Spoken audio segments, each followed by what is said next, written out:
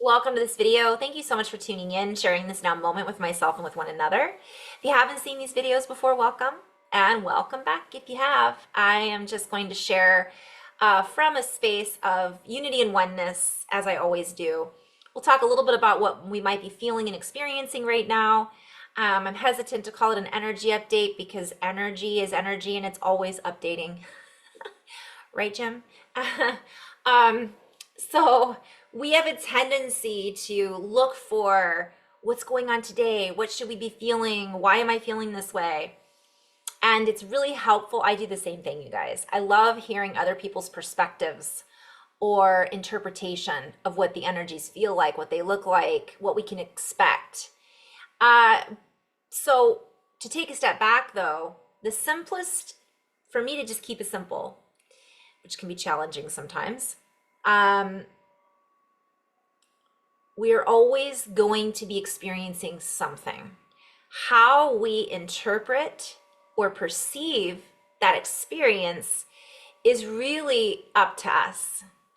However, we are also part of a collective experience. And in this collective experience, there is another layer to our experience. And so we're really being called to feel into our own experience first so that we can look at the reflective, collective experience from a broader perspective, but also a very centered awareness. And that's the biggest message that my guidance team, which by the way, if you haven't seen this channel before, I'm a channel, I'm intuitive, all of us are intuitive. I just utilize my intuition through multisensory activations and access to share these messages. And whatever we want to label that as, higher self, collective of guides, ancestors, angels, all of it. From my perspective, it's all of those things interwoven through these messages. So having said that, I use if I'm not centered, and this is what the guides keep sharing, we're going to get pulled into that experience, which is someone else's experience, really, but it's also then becomes our own. So granted, we're all one, so everything is all and one, but we're here on this journey having an individual expression of that experience of the unique oneness. So because of that, we're in kind of a collective, I guess, agreement, if you want to call it that. We've agreed to come here and have an experience and have that experience with other human beings that are part of us. We're all cells, right? The mycelium of this frequency or energy or sound or wave pattern. And we're each expressing in different patterns. But because we feel so individual or separate from one another, it can feel complicated, right? It can feel as if it can feel different at all times. So how we interpret our experience here is part of the feedback that we send back to our source, energy or frequency, the emanation, the original emanation of source frequency, energy, God, light, all things, the frequency that moves all things, sound, whatever we want to label it as. I feel like from my perspective, it's a constant interaction and feedback. And that's why we're having this unique individual experience, because we can. Because that's something we have agreed or decided or chosen to do in this particular body. And it's, to keep it simple, it can be challenging at times to not get lost in all of that individuality and simultaneously not get lost in the collective experience, which is a whole bunch of people having an individual experience, but we get pulled sometimes into someone else's reality, which is still collectively intertwined with ours. So it's complicated, but it's not. So the way I want to get back to that is keep it simple. So my guides keep saying, you're going to be impacted energetically, emotionally, physically, potentially by what is happening in the collective. It's just part of the human experience. So it's so important to come back into our own center, our own state of awareness, our own state of sovereignty as an individual, having a unique experience alongside other individuals having a unique experience, yet combining our energies collectively among certain agreements. Like, let's call one of those agreements obeying traffic laws, so that it's not the wild, wild west, even though most people don't obey traffic laws, but so that we are collectively agreeing we're going to be conscious of the safety of driving our vehicle. I'm using that as an example. That's a collective agreement to have these laws in which we obey traffic signals. And we obey those signals because that's what we've agreed to do in order to keep things organized and in order to keep things safe and easy for everyone to kind of have that experience of driving together. Does that make sense? So that's kind of where I'm being called to use that as an example. So recognizing that we're all operating a vehicle and we're all on the roads, sharing the road. We've seen that share the road sign. So how can we do that without and stay in our own lane? That's a challenge for a lot of people right now. So the only way that we can do that is by driving and operating our vehicle from the most conscious way possible, so that we're not running red lights, so that we're not running over somebody crossing the street, so that we're not just not caring and being compassionate about the other people around us. That's not to say everyone else is doing that. This is a message for those of us who are conscious and aware, and also not having an overreaction to those who are not consciously operating their vehicles with the safety and well-being of themselves or others in mind. It's a sticky situation sometimes, because so that's something we're all kind of in the process of reorganizing. So if we use that analogy for what's happening in the collective, we're in the process of reorganizing that. Like, this isn't working, let's do this instead. Yet we're having difficulty coming to an agreement, in case you guys haven't noticed.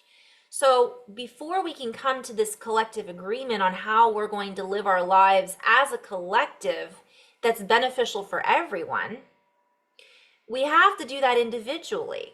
So again, how can we tell someone else this is what you should be doing when we're not even operating our vehicle how in the best and most useful, organized, caring, compassionate way?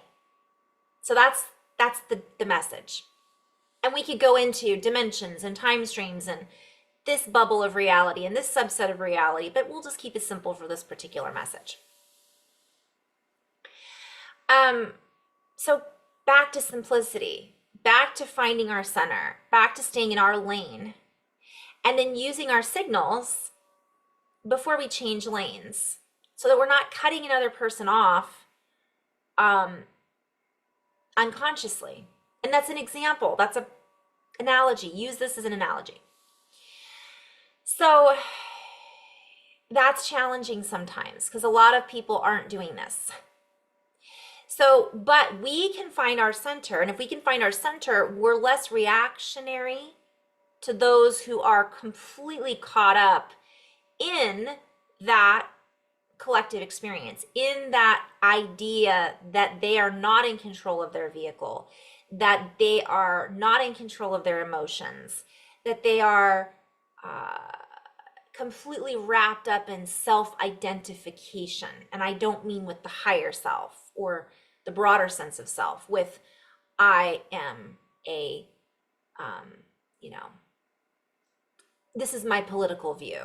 This is my sexual orientation. This is my style of clothing that I like to wear. This is the type of person I want to be seen as. That's not what I'm referring to. A lot of people are wrapped up in that, or that is what I'm referring to. A lot of people are wrapped up into that identification.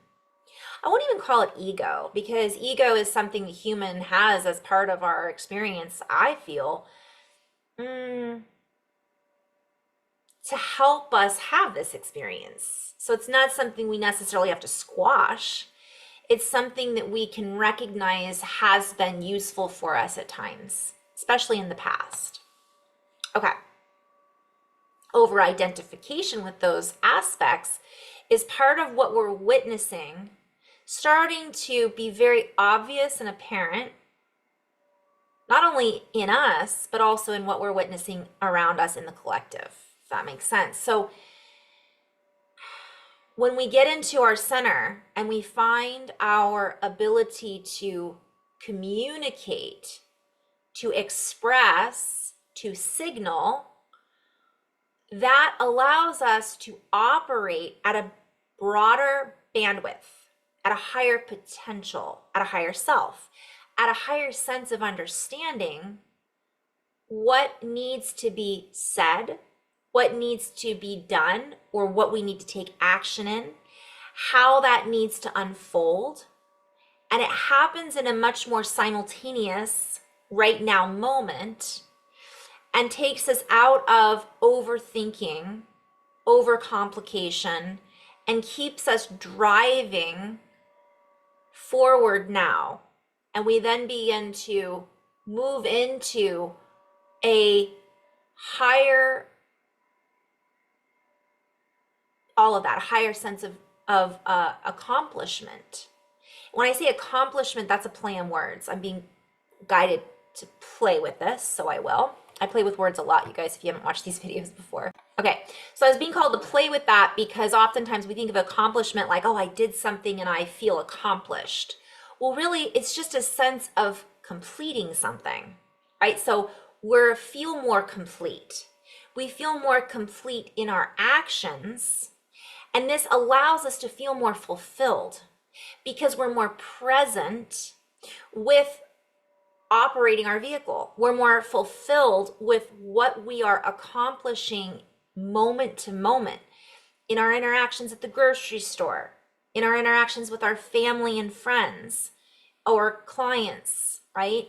It gives us a sense of, people think of it as a goal or someplace to get to. My guidance team is using this as a now description of being fulfilled. Because oftentimes what I'm being shown is we're going through the motions. We're getting caught up in other people's accomplishments. We're comparing ourselves to them, which takes us out of that feeling and staying in our lane. We're putting ourselves in their lane and comparing, why aren't we in their lane? When if we just take a moment and recognize that we're in our lane for a reason, we might be going someplace differently. Or, and that's a play on words too, in a different way. We might be here to accomplish something different in our own unique individual expression that doesn't look like what they're here to accomplish.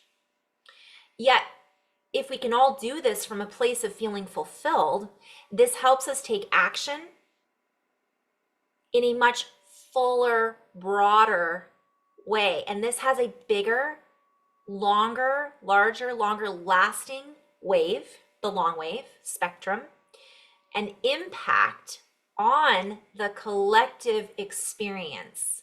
Because everyone we interact with, everyone we have an exchange, an energy exchange with, everyone we come into contact with our vehicle, will feel that ripple, whether it's unconscious, subconscious, or not. So this is something that my guidance team is asking us to start to be more conscious of. This conscious interaction, this inner awareness that begins with us. It begins with our, again, I come back to self-centered. So play with that. It's not what we think it is. It's that feeling of like, okay, I'm going to make this turn because intuitively I feel that's where I'm guided to go today. Or I'm going to make this turn because I need to stay on this path. But as I'm doing this, I'm noticing this, that, or the other thing. Even though I'm headed towards this goal, I have the goal in mind, begin with the end in mind. Yet in the heart, not in the mind, in the heart, I'm connecting that to the mind and I'm having experience on that path as I move towards that goal. And then as I have that experience, sometimes that means the goal changes or the turn changes to get to the goal, or there's a side street that all of a sudden I start to turn down because I'm meant to have an additional experience on my way to the goal. And I'm seeing that reference to like Google Maps, when you add a stop. But also because I'm feeling fulfilled in this and I'm being present in whatever it is I'm actively interacting with in this experience, I'm able to recognize if that stop is a distraction or, again, bring me into somebody else's experience, or if it's something that is enhancing my journey. And by the way, even a distraction can enhance our journey if we can see it as such, or we can look back and say, wow, I was really distracted. I can't believe I got off track for so long. And in that moment, we recognize that. That's actually growth. That's actually action. That's actually recognizing and acknowledging the path that we've been down so that we can actively, proactively work on, in, and through staying present and centered so that we no longer continue to get pulled off our path in directions that do not necessarily serve us. Theoretically, though, that distraction may have served us because now we see the before and after. So we can look at it from many different perspectives, many different angles. I'm in flow right now, so I'm going in and out of wordplay and channeling. So how we interact with this is really important. This is the message that's coming through, you guys. And then also the solar activity. So just to share briefly, we are having a lot of solar activity. This is ongoing. I've been talking about it for years. I feel very connected to the sun. Of course, we're all connected to the sun. Some people feel very connected to the moon. Some people feel very connected to Venus. Some people feel very connected to water, right? So I'm using all those as different examples. Some of us have a certain thing that really fires us up, play on words with the sun. The sun is awake. It's a living entity. It is plasma, it is energy, it is chemicals, so on and so forth. Just as the planetary alignments have or the moon, for example, and the directional rotation, everything's connected, that moderates the tides, that moderates the cycles of planting and harvesting. The sun is obviously an integral part of that, right? Without the sun, we wouldn't have any of that. So recognition that it's having a massive impact on our own physical absorption of nutrients. We're having this interaction with how the energy around us is shifting because of the interaction with the sun. Think of the ether. Or ether, I know there's slight variations. Think of the water, right? H2O, hydrogen, oxygen combined. We're all of those things. So if we're having an enhanced interaction with our chemicals because the sun is enhancing the interaction with the chemicals on Earth and what we're breathing and the water, we're going to feel potentially the impact of that. That can mean we feel more tired. That can mean we feel dehydrated. We might feel heart flutters. We might feel moments of what seems like intense anxiety because the shift that's happening we're not used to. So these are all things to just keep in mind. As always, I always share this. If you feel called, you can look up solar flares on the internets. I do follow a couple of channels on YouTube and Instagram. I haven't updated my Instagram in a while. I need to do that at some point. But it's time consuming. Sometimes it consumes more time than I'd like it to. We can talk about that in a minute. Distraction, right? Before I go off on that tangent, the sun is actually, everything for me, from my perspective, is up leveling. It may not look like that, but it is from a broader perspective. So really giving ourselves the when we find our center, we can feel at times, oh, I feel really disorganized today. I feel really scattered. Rather than already being scattered and disorganized, we're recognizing it before it actually sucks us into that experience of disorganization and scattered. And I get sucked into that quite frequently because I am sharing with you what I recognize within myself. All of a sudden I go, oh, how did that happen? Oh, well, I wasn't centered. I got pulled off into this, I got pulled off into that. And then I followed that instead of staying centered and going, okay, I'm recognizing today is a massive energy, up leveling, we'll call it.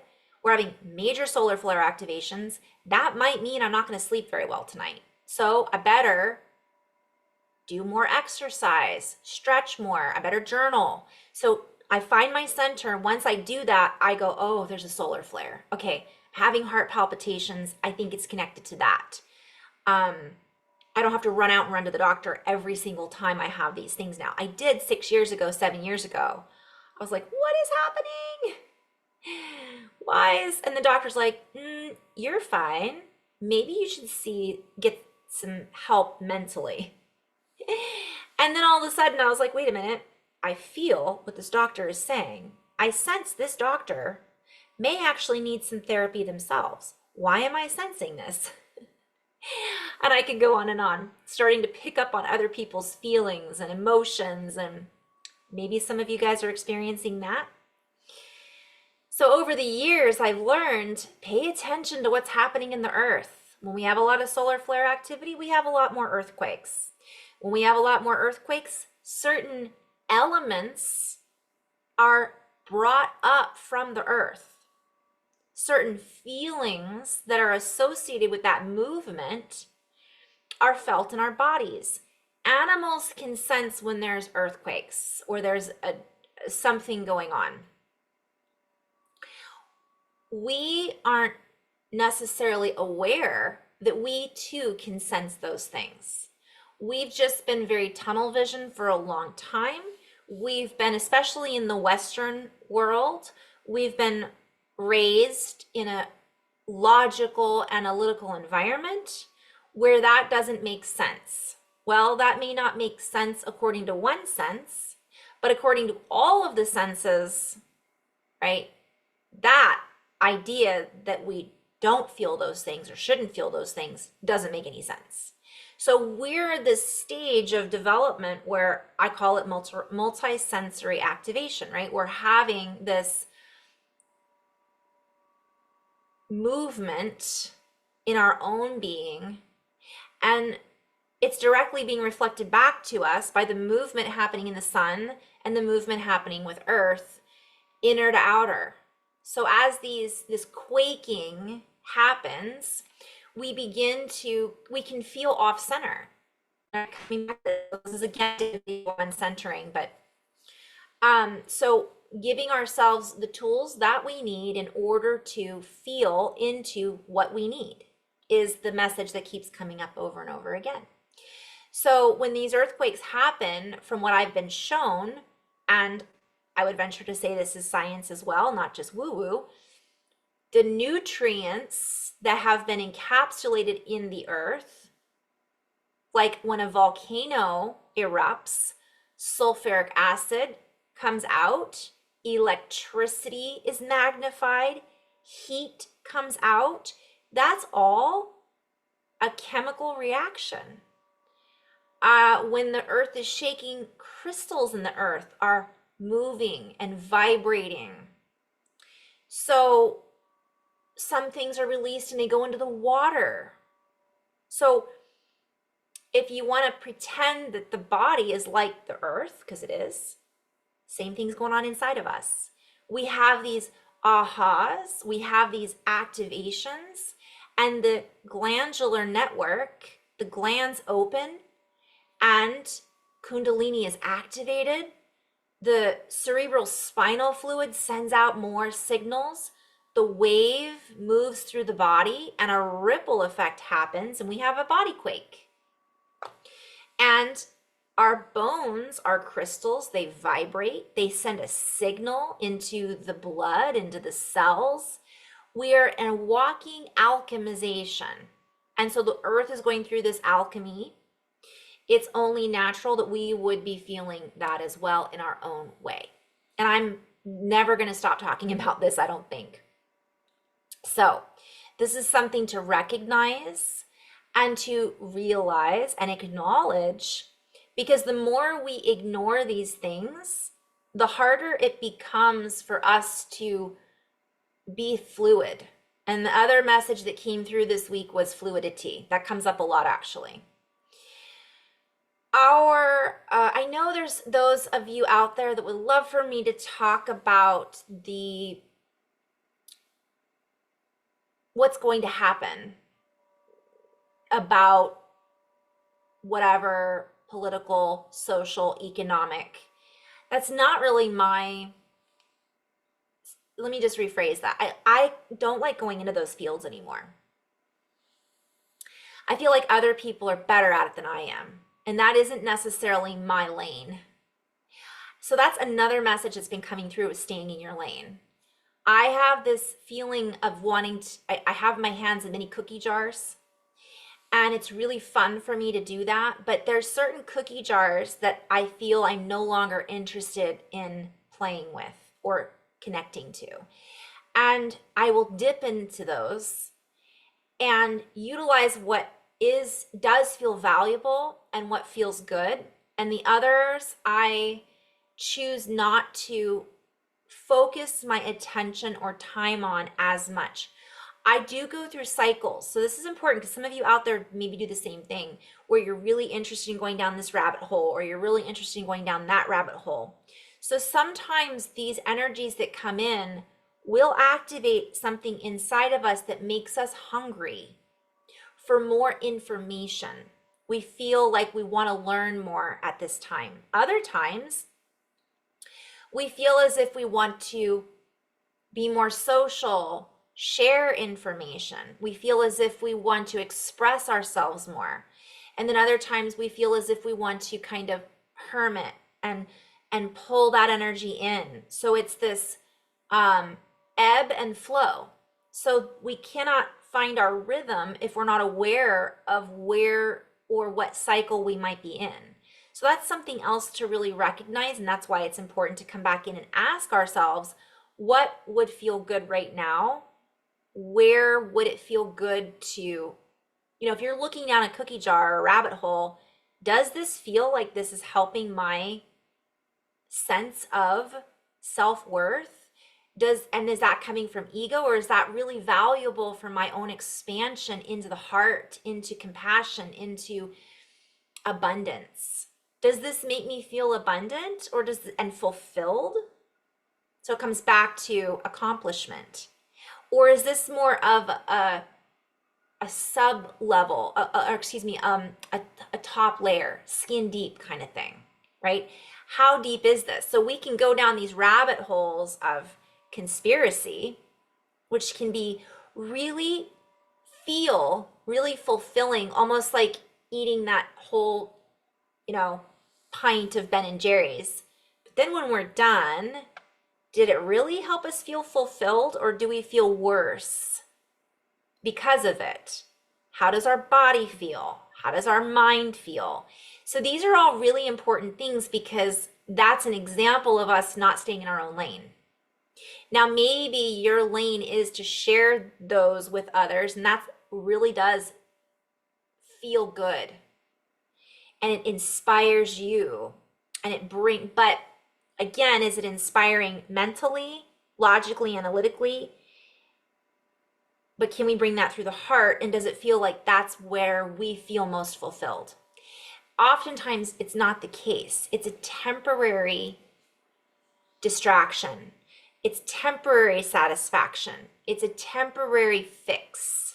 Because maybe, and I could go and do a completely different video on this, maybe we're afraid to go deeper into ourselves, our own self-awareness, or maybe because we're addicted to learning about things outside of us, maybe it's because it makes us feel like we have more knowledge than somebody else that we feel is unaware. Is that a heart-centered, compassionate place that isn't connected mostly to ego? These are just questions to ask ourselves. And by the way, this is no judgment. When I first started going down these rabbit holes, I blasted people. I was like, pew, pew, pew, pew. But did you know this was going on? I bet you didn't know that was going on. And I was using my intuition to read into potentials. And it wasn't necessarily my finest moment. But I'm human, right? So we all do that from time to time. And now I really, because it was at the time, it's like you're high. It's like you get this adrenaline burst and like, oh, I didn't know that. Or I knew that. And now that proved me right. And now that I've been proven right because everybody thought I was crazy, I'm going to tell everybody how right I was. Right? Right? So these are things just to ask, am I doing this? Is this something I might be doing a little bit of? I still catch myself from time to time. And then I realize, oh, Carrie, this is not the rabbit hole that is necessarily my highest expansion. And other people, that's their deal. And that's cool. We're all having an individual experience on this planet Earth, collectively together. And that person, that's their deal. My deal isn't, I could do that. And I was shown that, and I've talked about this before, in a dream. A lot of dreams I've had have been interacting with other beings, and they're like, here you go. We're going to give you this. Come down, come this way. And it's like Hansel and Gretel, right? It's like, oh, that seems, I'm going to follow those breadcrumbs. And then you follow those breadcrumbs, and all of a sudden you're in a cookie jar that you're like, how did I end up here? This is not my favorite. This is not good. This is not a good place to be. So just recognizing those things, because those things are temporary. Yes, they've been around for a really long time. Whatever conspiracy you want to, talk about. Some of them, by the way, are very valuable to bring up and very valuable to know and very valuable for us to recognize. And I'm not discrediting that at all. But are we reading National Enquirer? Are we, is that what we're focusing on? That type of information? And so there's a fine line. That was the other message that's coming through, is using our discernment. It might seem like that's legitimate information, and it legitimately might be something that's interesting, but how deep is that? And I'm not talking about how deep does it go and who is it tied to and what does that really mean about our government? That's exactly what I'm talking about. How is that relevant for our own personal center, well-being, growth, and feeling of abundance, light, love? Sometimes we need to go there to do some shadow work, to work through the shadows and ask ourselves, why is this relevant for me right now? Why do I feel drawn to this information? What is this enhancing for me? And recognizing that's something else, somebody else's story. What are we? So this leads me into the end, begin with the end in mind. What are we creating? Am I continuing to create tabloids? Am I continuing to add to that echo of the past, of a story that's already happened, that I'm just hearing about now, that is proving that I've always been right? Or I'm learning something new about a reality I didn't know about before. Kind of like Neo in the Matrix. Don't get lost in the Matrix from another perspective. Okay, so these are what I've been noticing in session, in conversation, and in my own journey that I feel might be valuable for somebody who might be in that place right now. And sometimes we need that little jolt to go, yeah, what am I creating by focusing on this? And again, there's other people out there that are really good, and it doesn't mean I don't dabble from time to time because I'm curious. But again, that curiosity can sometimes just be a distraction from what we're really here to work on, or from what we're avoiding, or because we don't know. Sometimes we look at those things, we follow those tabloids. And by the way, again, I'm using tabloids as an example because what's going on in Hollywood as an example, what's going on in some of the political realms as an example, as important as it might seem, it's still attached to a third density or third dimensional reality. That's not what I'm here to create. That's already been done, been there, done that. I'm here to co-create with everyone else here something different. So while that starts to fall away and the people that came here to expose that stuff are doing what they feel called to do, what are we co-creating in the meantime or simultaneously alongside of it? Because that's what, it's almost like I was shown a subset, a bubble, right? I always talk about the bubbles. So let's picture, I don't have my little whiteboard, 3D, 4D, 5D, right? That's here, densely wound up in that little rubber band ball. And we're pulling out the threads. We're bringing some of the stuff that's useful up into these other higher dimensions that are already here. So those other higher dimensions have landed and we're oscillating in and out because we're still creating. So those other dimensions aren't just, that's it. We're creating fluidly in and out of these realities and realms. So if we are stagnant and we're focused on old stuff, whatever that is, even though it seems like it's current news, it isn't. It's not current. It's already happened. Now, I'm also being called because I know some people are going, well, what about the wars or the potentials? Well, that's a whole other can of worms. Because yes, that is happening for those people that are in those realities. That is happening for us also because we're watching it happen, we're witnessing it, we're collectively feeling that energy and experience because it's a web in which it's a tapestry in which we are all interwoven. However, our attention and awareness is everything. So it's not about us ignoring our fellow humans. Simultaneously, it's about us showing our fellow humans compassion where and when we can, co-creating that reality alongside of this other reality where people are mistreating each other. And then as we create that, it creates a bubble that begins to wrap its energy around the other bubble and absorbs and dissolves to where that no longer works. That reality no longer has the same impact, the same density, the same magnetic pull, and that starts to disperse. It leaks. It can't pull our attention anymore because we might see it and we can show compassion and do whatever we can so that doesn't happen, so that doesn't continue to be supported. So that is multidimensionality. That is us being a multidimensional being and not only focusing on one old aspect.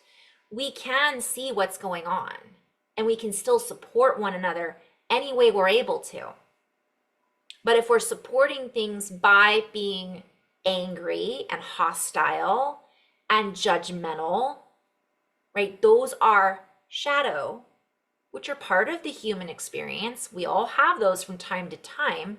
But how are we perceiving these experiences, interpreting these experiences? And goes back to my message at the beginning. What actions are we taking? Are we doing it from a center of the heart and mind and body brain connection? Or are we just doing it from what we think is right, from what we're told is the right thing, from what we believe based on our perspective that is only using one sense, not our multisensory abilities? And that's what we're all learning. And some of us are able to embody that easier than others. And it is about us embodying this and then taking action in this body, on earth, in this now moment. So I hope that was helpful for someone. I know I was all kind of weaving in and out. That's how I roll. In love and light, guys, thank you so much for tuning in. Thank you for sharing these videos. I know I was a little shadow banned. That continues. Cancel, clear, delete that. Maybe it won't continue. So feel free in this to share these with anybody you feel might benefit from it. I don't think, I'm trying not to, I could monetize these videos, but I feel like there's an element that kind of we lose when there's other things that come into the middle of the video. So I'm trying to keep this a little bit more streamlined as much as I can, being all over the place. So I just want to say thank you so much, because you guys are a community, essentially, whoever's tuning into this and using this to turn the pages in your own story. And I'm just seeing people going, huh, I never thought about that before, or that doesn't make any sense to me. Why not? I mean, whatever comes up, we can use as a tool, value. So thank you guys so much for just kind of being on this journey with me and experiencing this with me. So in love and light, namaste.